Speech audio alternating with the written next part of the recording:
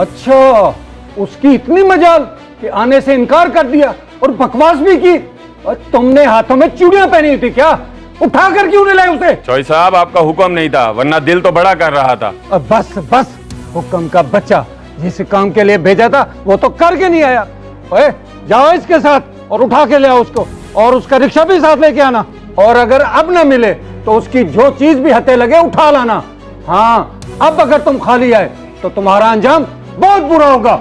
जो हुक्म चौधरी साहब।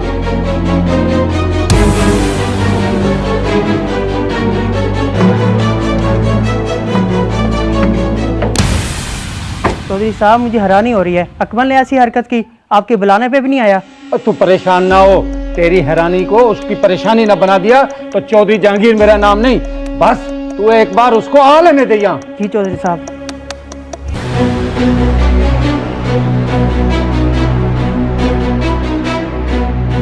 बेघर तो ये क्या किया?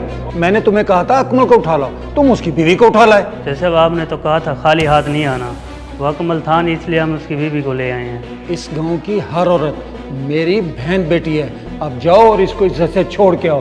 बेटी, इनकी तरफ से मैं माजरा चाहता हूँ। इनके किए की सजा तो इनको मैं खुद दूंगा। चौधरी साहब, आप ना माजरत करें और ना ही इनको सजा दें। मैं यहाँ खुद आई हूँ ताकि जान सकूँ अकमल ने ऐसा क्या किया है जो आप बार बार बंदे भेज रहे हैं। चौधरी साहब, अकमल आया हुआ है। ठीक है, उसको बाहर खड़ा करो। उस गद्दार को अंदर लाने की जरूरत नहीं है। बेटी, आप मेरे साथ खुद चल के देख लो कि मैं आपके घर क्यों बंदे भेज रहा हूँ। बैठने की जरूरत नहीं, खड़े हो जाओ, चौधरी साहब आ रहे हैं। चौधरी साहब, ये क्या मर्दानगी है? आप मेरी बीवी को क्यों उठा के लाए हैं? आखिर मेरा कसूर क्या है? और मैंने जब करना ही नहीं आपके पास काम, तो आप क्यों मेरे पीछे पड़े हुए हैं? ओए, तू मर्दानगी की बात कर रहा है? अगर तू मर्द का बच्चा होता ना तो उसी वक्त आ जाता मेरे साथ चौधरी साहब के पास। और सब्र कर फजलू, अभी इसको इसकी सारी बातों का जवाब मिल जाएगा। और बाहर आ खुर्शीद।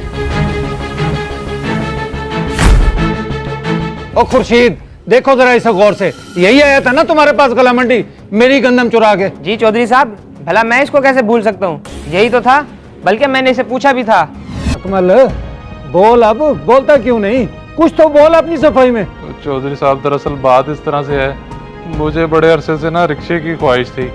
मैंने कहा इससे मेरे हालात बदल जाएंगे, और मैंने सोचा कि आपकी गंदम से चोरी कर लेता हूँ, आपको पता नहीं चलेगा। लेकिन मेरी चोरी पकड़ी गई और आज मैं बहुत शर्मिंदा हूँ। मुझे माफ़ कर दें चौधरी साहब। तू अगर मुझसे मांग लेता तो शायद मैं तुझे रिक्शा ले भी देता, मगर तूने गलत तरीका इस्तेमाल किया है, तुझे सजा मिलेगी। और इसका रिक्शा बंद कर दो, और जब तक ये मेरे पैसे ना दे इसका रिक्शा वापस नहीं करना। चल, अब तेरे साथ बात करने का भी दिल नहीं कर रहा।